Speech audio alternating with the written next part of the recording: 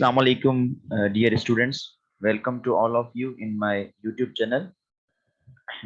Myself Sibgatullah, and in today's lecture, I would like to discuss some important topics regarding a chapter named as electrostatics.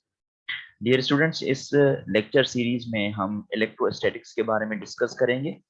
ये lecture series जो होगी वो 10 to 12 lectures पर मुश्तमिल होगी, जिसमें इलेक्ट्रोस्टैटिक्स के टॉपिक्स और उसके बुनियादी कॉन्सेप्ट्स हम डिस्कस करेंगे।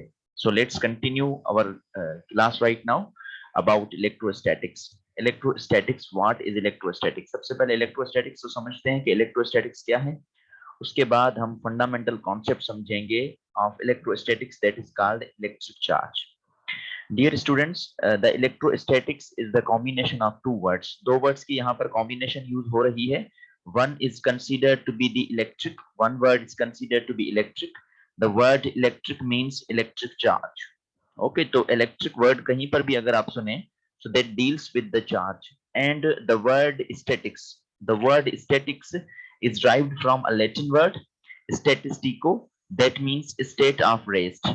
So simply we can say that when charges are considered to be in state of rest, जब हम charges को state of rest में consider करते हैं, तो उसके charges की इस behavior को हम क्या किस ब्रांच में डील करते हैं, किस ब्रांच में स्टडी करते हैं? इलेक्ट्रोस्टैटिक्स में स्टडी करते हैं।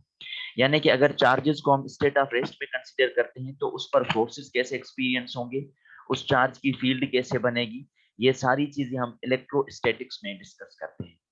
Okay, so I hope that you got the definition of electrostatics. Now let's continue our discussion on electric charge. अपना discussion हम continue करते हैं।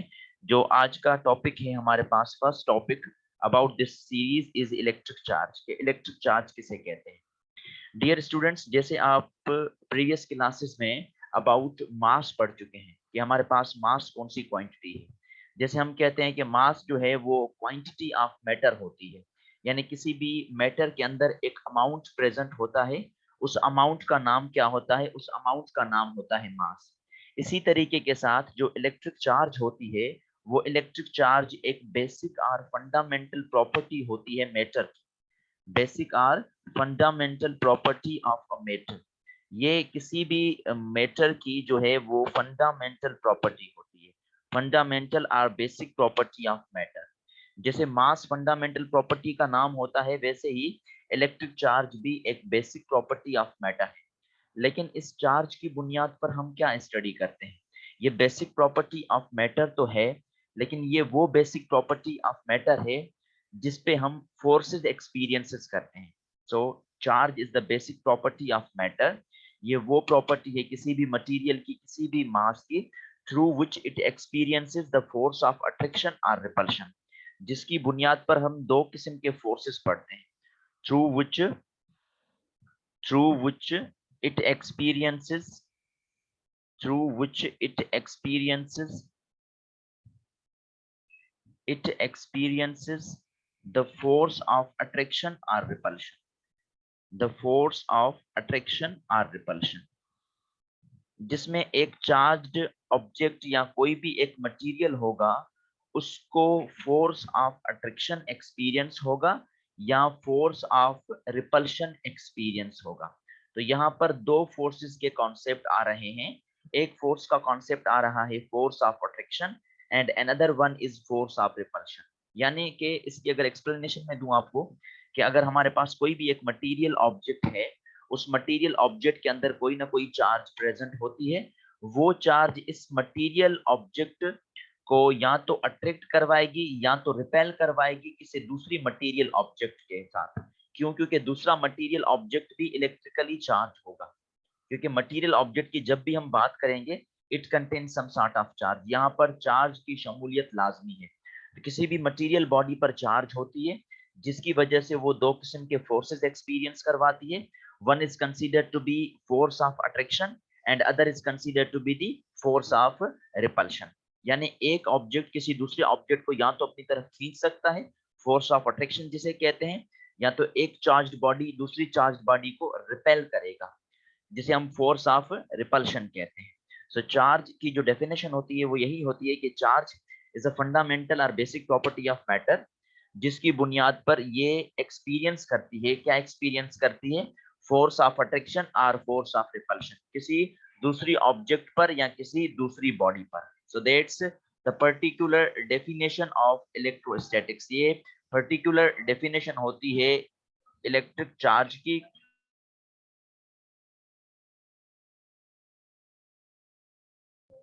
So that's the fundamental definition of electric charge, जो अभी मैंने आपके सामने डिस्कस की है कि चार्ज एक प्रॉपर्टी है मैटर की, जिसकी वजह से वो फोर्स ऑफ अट्रैक्शन और फोर्स ऑफ रिपल्शन एक्सपीरियंसेस करवा। Now let's continue our discussion. Discussion को कंटिन्यू करते हैं ओवर दिस फंडामेंटल प्रॉपर्टी, इस फंडामेंटल प्रॉपर्टी की बुनियाद पर। अब यहाँ पर दो फंडामेंटल प्रॉपर्टी का मैंने नाम दिया, जिसको एक को हमने मास कंसीडर किया था, एक को हमने चार्ज कंसीडर किया था, ठीक है। लेकिन दोनों में डिफरेंस है, और दोनों में डिफरेंस क्या है, दोनों का फंडामेंटल डिफरेंस अभी मैं आपको बता रहा हूँ कि इसका फंडामेंटल जो है डिफरेंस क्या होता है। जो मासेस होते हैं ना डियर स्टूडेंट्स, मासेस वो सिर्फ एक ही नेचर की फोर्स एक्सपीरियंस करवाते हैं, और वो कौन सी नेचर की फोर्स होती है, वो होती है अट्रैक्टिव नेचर की फोर्स। यानी कि अगर हम दो मासेस के बारे में बात करेंगे, तो मासेस एक दूसरे को क्या करेंगी, अट्रैक्ट करेंगी, according to Newton's law of universal gravitation. Sir Isaac Newton ने अपने यूनिवर्सल लॉ ऑफ ग्रेविटेशन में कहा था कि एक ऑब्जेक्ट किसी दूसरे ऑब्जेक्ट को अट्रैक्ट करता है एक फंडामेंटल प्रॉपर्टी की वजह से, और उस फंडामेंटल प्रॉपर्टी का नाम उसने क्या दिया था, मास दिया था। अब masses always attract each other, क्यों, क्योंकि यहाँ पर कोई नेगेटिव मास का कॉन्सेप्ट नहीं होता। इवन चार्जेस फिर दो किस्म की बनती हैं, जो हम आगे कंटिन्यू करेंगे अपने डिस्कशन में। तो मास में सिर्फ अट्रैक्टिव नेचर होती है, और चार्ज में दो किस्म की नेचर है।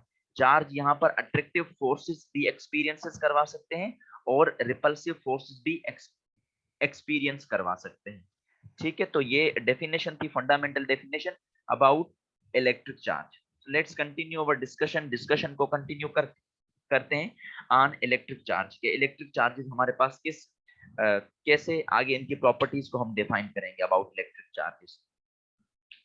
सो इलेक्ट्रिक चार्जेस को मैं कहूंगा that electric charge is an intrinsic property. Remember this one, कि चार्ज जो होती है वो एक इंट्रिंसिक प्रॉपर्टी का नाम होता है।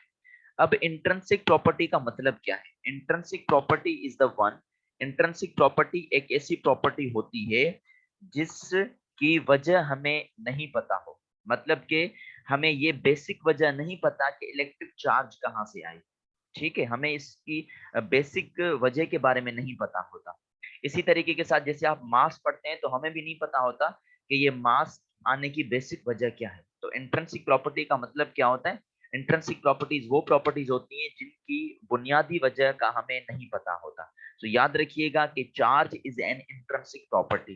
जो चार्ज है वो हमारे पास इंट्रिंसिक प्रॉपर्टी है। अब जैसे हम इलेक्ट्रिक चार्ज की कंसीडरेशन पढ़ते हैं, तो यहाँ पर भी हमारे पास मास का थोड़ा सा रिलेशन बन जाते हैं। मास के और चार्ज के कैसे रिलेशन बन जाते हैं? जब भी हम इलेक्ट्रिक चार्ज का कॉन्सेप्ट लेते हैं, तो we must go through the atom, हमें एटम के थ्रू जाना होता है। और हमें पता है कि एटम के अंदर तीन जो है वो फंडामेंटल पार्टिकल्स होते हैं। वैसे तो अनलिमिटेड पार्टिकल्स हैं, लेकिन हम तीन को ज्यादा डिस्कस करेंगे इस लेक्चर सीरीज में। One is considered to be electron, other is considered to be proton, and other is considered to be neutron. इनके अंदर दो प्रॉपर्टीज शामिल हैं, one is called electric charge and other is called मास। अगर मैं electron के मास की बारे में बात करूं, तो इलेक्ट्रॉन का मास होता है 9.1 into 10 power minus 31 kg. The mass of electron is 9.1 into 10 power minus 31 kilogram, यानी कि तकरीबन ना होने के बराबर होता है। ओके, इसी तरीके के साथ अगर इलेक्ट्रिक चार्ज की बात की जाए इलेक्ट्रॉन पर, तो इलेक्ट्रॉन पर इलेक्ट्रिक चार्ज होती है 1.6 into 10 पावर माइनस 19 कूलम। लेकिन यहाँ पर हम नेगेटिव साइन रिप्रेजेंट करते हैं, because electron carries the negative charge. Electron जो चार्ज कैरी करता है वो नेगेटिव है। इसी तरीके के साथ अगर प्रोटॉन के मास की बात की जाए, तो मास ऑफ प्रोटॉन जो होता है, वो मास ऑफ प्रोटॉन होता है 1.6 into 10 पावर माइनस 27 किलोग्राम। अगर दोनों को कंपेयर किया जाए, तो proton is heavier than electron. Proton का जो मास है वो ज्यादा है इलेक्ट्रॉन से। कितने गुना ज्यादा होता है? तकरीबन 1836 टाइम्स, या 1840 भी कई बुक्स में लिखा पड़ा है, उतने गुना ज्यादा होता है। उसके बाद जो चार्ज होती है प्रोटॉन पर वो सेम होती है जो इलेक्ट्रॉन पर होती है। So charge on proton is 1.6 into 10 power minus 19 coulomb. लेकिन फर्क क्या होता है? फर्क सिर्फ ये है कि हम प्रोटॉन की चार्ज पर पॉजिटिव की सिंबल इंट्रोड्यूस करवा देते हैं। क्यों? क्योंकि proton carries a positive charge. Proton जो है वो पॉजिटिव चार्ज कैरी करता है। अगर आप न्यूट्रॉन को देखेंगे तो न्यूट्रॉन कैरीज नो चार्ज, जिसे आप न्यूट्रल कहते हैं, यानी न्यूट्रॉन पर कोई चार्ज नहीं। लेकिन अगर न्यूट्रॉन के मास की बात की जाए तो न्यूट्रॉन पर मास है। तो मास ऑफ न्यूट्रॉन कितना होता है? Mass of neutron is same as that of mass of proton, which is 1.6 into 10 power minus 27 kilogram. लेकिन अगर चार्ज ऑन न्यूट्रॉन की बात की जाए तो जीरो। न्यूट्रॉन जो है वो हमारे पास जीरो चार्ज कैरी करता है, यानी इसके ऊपर चार्ज नहीं होती। अब इसके ऊपर चार्ज क्यों नहीं है, ये एक अलग डिस्कशन है जो इंशाल्लाह इसी लेक्चर सीरीज में हम डिस्कस करेंगे। लेकिन अब थोड़ा सा मैं आपको डिफरेंस बताता जाऊं यहाँ पर चार्ज और मास के केस में।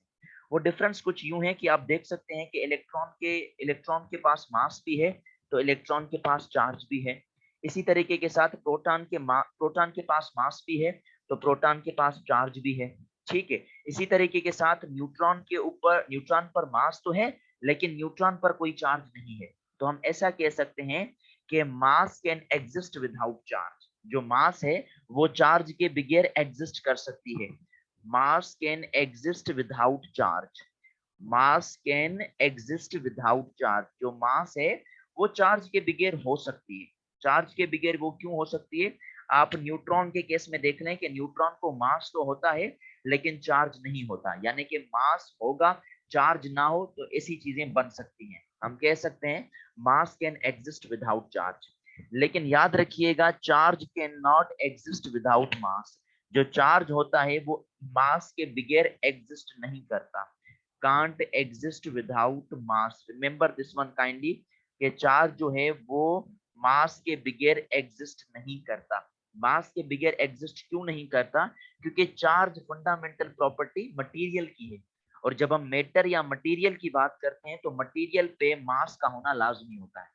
ठीक है। सो चार्ज मास के बगैर एग्जिस्ट नहीं कर सकता, लेकिन mass can exist without charge. Mass को हम चार्ज के बगैर एग्जिस्ट कर सकते हैं। तो ये फंडामेंटल दो मैंने आपको डिफरेंस बता दिए अबाउट चार्ज एंड मास में। पहले मैंने डिफरेंस बताया था आपको कि मासेस जो हैं वो फोर्स ऑफ अट्रैक्शन जो है एक्सपीरियंसेस करवाते हैं, और इलेक्ट्रिक चार्ज जो होते हैं वो फोर्स ऑफ अट्रैक्शन भी एक्सपीरियंसेस करवाते हैं, फोर्स ऑफ रिपल्शन भी एक्सपीरियंसेस करवाते हैं due to different nature of charge. Charge मुख्तलिफ नेचर्स की बनती है। और दूसरा डिफरेंस अभी मैंने आपको बता दिया कि मास कैन एग्जिस्ट विदाउट चार्ज। जो मास है वो चार्ज के बगैर एग्जिस्ट हो सकता है, लेकिन charge can not exist without mass. Remember this one कि चार्ज मास के बगैर एग्जिस्ट नहीं कर सकता। सो ये कुछ इंपॉर्टेंट टर्म्स थे जो मैंने आपको क्लियर करवाए अबाउट इलेक्ट्रिक चार्ज में। Now coming to the types of electric charges. ये जो न्यूमेरिकल नंबर्स मैंने आपको यहाँ पर रिप्रेजेंट करवा दिए हैं अबाउट मास ऑफ इलेक्ट्रॉन के चार्ज ऑफ इलेक्ट्रॉन, या मास ऑफ प्रोटॉन या चार्ज ऑफ प्रोटॉन, या मास ऑफ प्रोटॉन या मास ऑफ न्यूट्रॉन या charge of neutron. Kindly remember this one क्योंकि ये न्यूमेरिकल्स में आगे चल के इसी लेक्चर सीरीज में यूज होने हैं। So now discussing about types of electric charges. हम टाइप्स ऑफ चार्जेस के बारे में डिस्कस करेंगे कि हमारे पास जो टाइप्स ऑफ चार्जेस होती हैं वो कितने किस्म की होती हैं। Types of charges. Dear students, Benjamin Franklin was the first to introduce this concept about types of charges. Benjamin Franklin पहला बंदा था जिसने इलेक्ट्रिक चार्जेस की टाइप्स के बारे में हमें बताया था। Benjamin Franklin explain that there are two types of charges. हमारे पास दो टाइप्स ऑफ चार्जेस एक्सपीरियंसेस होते हैं।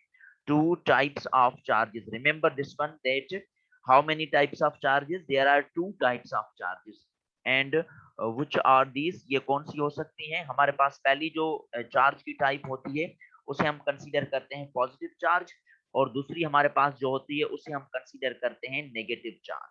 So there are two types of charges. Kindly remember this one. One is considered to be positive charge and other is considered to be negative charge. In terms of atoms, atom के terms में मैं अभी आपको बता चुका हूं कि electron जो है वो नेगेटिव चार्ज कैरी करता है और प्रोटॉन जो है वो पॉजिटिव चार्ज कैरी कर सकता है। तो नेगेटिव नेगेटिव के सामने मैं ई रिप्रेजेंट करता हूं और पॉजिटिव के सामने मैं पी रिप्रेजेंट करता हूं। याद रखिएगा ये जो पी है ये प्रोटॉन को रिप्रेजेंट कर रहा है और ये जो मैंने ई रिप्रेजेंट की है ये इलेक्ट्रॉन को रिप्रेजेंट कर रहा है इन केसेस में। So proton carries the positive charge and electron carries negative charge. अब ये इलेक्ट्रिक चार्जेस बनती कैसे हैं? जब किसी भी एटम के अंदर इलेक्ट्रॉन गेन हो, इलेक्ट्रॉन आए, इट प्रोड्यूसेस नेगेटिव चार्ज, तो वहां पर नेगेटिव चार्ज इंड्यूस हो जाती है। तो नेगेटिव चार्ज कैसे प्रोड्यूस होगी? आप कहेंगे it is produced by the gain of electron, यानी कि किसी भी एटम के अंदर अगर इलेक्ट्रॉन आ रहा है या कोई भी एटम अगर इलेक्ट्रॉन को गेन कर रहा है, कोई भी एटम अगर इलेक्ट्रॉन को गेन करेगा तो आप कहेंगे it is considered to be negative charge. कोई भी मटेरियल बॉडी अगर इलेक्ट्रॉन को गेन करेगी तो उसे हम क्या कहेंगे? वो नेगेटिव चार्ज हो गई। इसी तरीके के साथ अगर हम पॉजिटिव चार्ज कहें कहें तो पॉजिटिव चार्ज आपके जहन में प्रोटॉन आता होगा, लेकिन रिमेंबर दिस वन के प्रोटॉन न्यूक्लियस के अंदर होता है, तो यहाँ पर ट्रांजिशन के केस में प्रोटॉन यूज नहीं होता। तो हम कहते हैं कि अगर इलेक्ट्रॉन इनसाइड आ रहा है, इलेक्ट्रॉन गेन हो रहा है, तो वो नेगेटिव चार्ज है। इसी तरीके के साथ अगर इलेक्ट्रॉन रिमूव हो, रिमूवल ऑफ इलेक्ट्रॉन, अगर इलेक्ट्रॉन रिमूव होगा तो उसे हम क्या कहेंगे? वहां पर पॉजिटिव चार्ज क्रिएट हो गई है। तो अगर नेगेटिव चार्ज क्रिएट हो या पॉजिटिव चार्ज क्रिएट हो, यहाँ पर जो ट्रांजिशन होती है वो किसकी होती है बेटा? वहां यहाँ पर ट्रांजिशन होती है इलेक्ट्रॉन्स की। अगर इलेक्ट्रॉन्स गेन हो रहा है तो उसे हम नेगेटिव चार्ज कंसीडर करेंगे, अगर इलेक्ट्रॉन रिमूव हो रहा है तो we have considered this one as a positive charge, हम उसे पॉजिटिव चार्ज कंसीडर करेंगे। जैसे लेट सपोज अगर मैं कहूं कि मेरे पास कोई भी एक मटेरियल बॉडी है, इस मटेरियल बॉडी के अंदर एक इलेक्ट्रॉन आया, इलेक्ट्रॉन उसके इनसाइड आया। जब इलेक्ट्रॉन इनसाइड आया तो अब कहेंगे, आप कहेंगे सर इस मटेरियल बॉडी पर कौन सी चार्ज है? नेगेटिव चार्ज है। लेकिन इसी तरीके के साथ अगर मैं कहूं कि इसी मटेरियल बॉडी से इलेक्ट्रॉन रिमूव हो जाए, अगर इलेक्ट्रॉन रिमूव हो जाए तो आप कहेंगे अब ये मटेरियल बॉडी कौन सी चार्ज है? अब ये पॉजिटिव चार्ज है। तो अगर इलेक्ट्रॉन गेन हो रहा है तो हम उसे नेगेटिव चार्ज कंसीडर करेंगे, और अगर इलेक्ट्रॉन रिमूव हो रहा है तो हम उसे पॉजिटिव चार्ज कंसीडर करेंगे। तो kindly remember this one, there are two types of charges, positive and negative. Negative कैसे बनती है? By the gain of electron, and positive कैसे बनती है? By the removal of electron. Let's continue our discussion को continue करते हैं। Two types of charges के बाद हम एक बेसिक लॉ ऑफ इलेक्ट्रोस्टैटिक्स पढ़ते हैं, है ना? Basic law of electrostatics. Electrostatics का एक बेसिक लॉ होगा जो हम पूरे चैप्टर में डिस्कस करते जाएंगे। और वो बेसिक लॉ ऑफ इलेक्ट्रोस्टैटिक्स क्या कहता है? वो बेसिक लॉ ऑफ इलेक्ट्रोस्टैटिक्स ये कहता है कि similar charges always repel each other. जो एक जैसी चार्जेस हैं वो एक दूसरे को रिपेल करेंगी। Similar charges always repel each other, हमेशा एक दूसरे को रिपेल करेंगी। And opposite charges always attract each other, जो अपोजिट चार्जेस होंगी वो एक दूसरे को अट्रैक्ट करेंगी। ये बेसिक लॉ ज्यादातर इस सारी लेक्चर सीरीज में यूज होगा, तो काइंडली रिमेंबर दिस वन कि similar charges repel each other and opposite charges always attract each other. जो अपोजिट चार्जेस हैं वो एक दूसरे को अट्रैक्ट करेंगी और सिमिलर चार्जेस एक दूसरे को रिपेल करेंगी। इसको अगर मैं थोड़ा सा आपको ग्राफिकली समझाना चाहूँ तो ऐसे मैं कह सकता हूँ कि अगर एक इलेक्ट्रॉन के करीब दूसरा इलेक्ट्रॉन लेके आएंगे, अगर एक इलेक्ट्रॉन के करीब दूसरा इलेक्ट्रॉन लेके आएंगे तो इस इलेक्ट्रॉन पर भी नेगेटिव चार्ज है, इस इलेक्ट्रॉन पर भी नेगेटिव चार्ज है। यानी दो एक जैसी चार्जेस हैं, अगर एक जैसी चार्जेस हैं तो दोनों के दरमियान में जो फोर्स होगा वो फोर्स कौन सा होगा? वो फोर्स होगा रिपल्शन का, यानी बोथ रिपेल ईच अदर। ये दोनों एक दूसरे को क्या करेंगे? रिपेल करेंगे। इसी तरीके के साथ अगर एक इलेक्ट्रॉन के करीब अगर मैं एक प्रोटॉन लेके आऊंगा तो इन दोनों के दरमियान में जो फोर्स एक्सपीरियंस होगा वो फोर्स कौन सा होगा? वो फोर्स होगा अट्रैक्टिव नेचर का, यानी ये एक दूसरे को क्या करेंगी? अपनी तरफ खींचेंगी। तो अगर अपोजिट चार्जेस हो तो अट्रैक्ट ईच अदर, और अगर सिमिलर चार्जेस होंगी तो always repel each other. Kindly remember this one के दो एक जैसी चार्जेस एक दूसरे को धकेलेंगी, रिपेल करेंगी, और अगर अपोजिट होंगी तो वो एक दूसरे को अपनी तरफ खींचेंगी, always attract each other. Continue करते हैं इसी पॉइंट को। उसके बाद चार्ज की कुछ फंडामेंटल प्रॉपर्टीज और हम डिस्कस कर लेते हैं।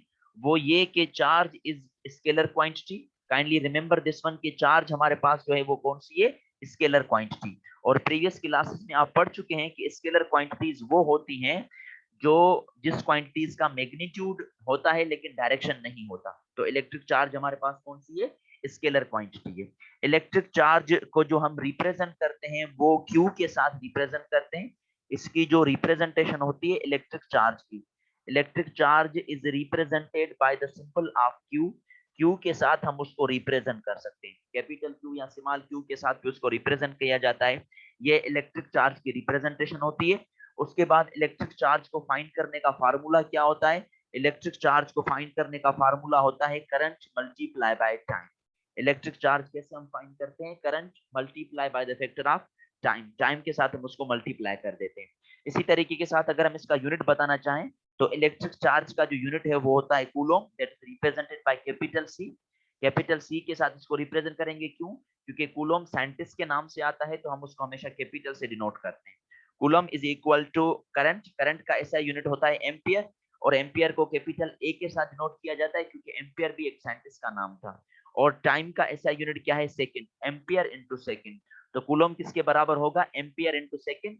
यहाँ से आप 1 कूलम की डेफिनेशन बना सकते हैं कि 1 कूलम अमाउंट ऑफ चार्ज है जिसमें 1 एम्पियर करंट प्रोड्यूस होगा इन 1 सेकंड। 1 सेकंड में किसी भी कंडक्टर से अगर 1 एम्पियर का करंट प्रोड्यूस हो रहा है तो हम कहेंगे उसके अंदर जो अमाउंट ऑफ चार्ज है वो अमाउंट ऑफ चार्ज कितनी है? 1 कूलम अमाउंट ऑफ चार्ज शामिल है।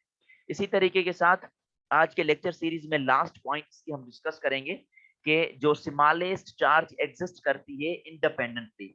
स्मॉलेस्ट चार्ज एग्जिस्ट इंडिपेंडेंटली, जो कम से कम या छोटी से छोटी चार्ज एग्जिस्ट करती है independently. Smallest charge exist independently यानी अकेले, अकेले जो चार्ज एग्जिस्ट करती है वो कौन सी होती है? वो होती है चार्ज ऑन इलेक्ट्रॉन और चार्ज ऑन प्रोटॉन, जिसे हम इलेक्ट्रॉनिक चार्ज भी कहते हैं। और उसका अमाउंट कितना होता है? उसका अमाउंट होता है माइनस प्लस जो भी आप सिंपल देना चाहें 1.6 into 10 power minus 19 coulomb. Remember this one, that this is the smallest charge exist in the universe independently. Independently जो छोटी से छोटी चार्ज एग्जिस्ट करती है उसका अमाउंट कितना है? उसका अमाउंट है 1.6 into 10 power minus 19 कूलम। ये छोटी से छोटी चार्ज है, इससे कम चार्ज एक्सपीरियंस नहीं होती। तो स्मॉलेस्ट चार्ज जो एक्सपीरियंस होती है वो कितनी होती है? इंडिपेंडेंटली की बात कर रहा हूं मैं, अकेले। वो कितनी होती है? वो होती है 1.6 into 10 power minus 19 coulomb. So that's all about in this lecture. First lecture में यहाँ तक हम इसको फिनिश आउट कर देते हैं। इंशाल्लाह नेक्स्ट लेक्चर में हम यहाँ से ही कंटिन्यू करेंगे about the properties of electric charge. और नेक्स्ट जो लेक्चर होगा हमारा उसमें हम कूलम्स लॉ को भी डिस्कस करेंगे। सो इंशाल्लाह जो है नेक्स्ट सीरीज में, नेक्स्ट लेक्चर में हम इसी को यहीं से ही कंटिन्यू करेंगे। अल्लाह हाफिज।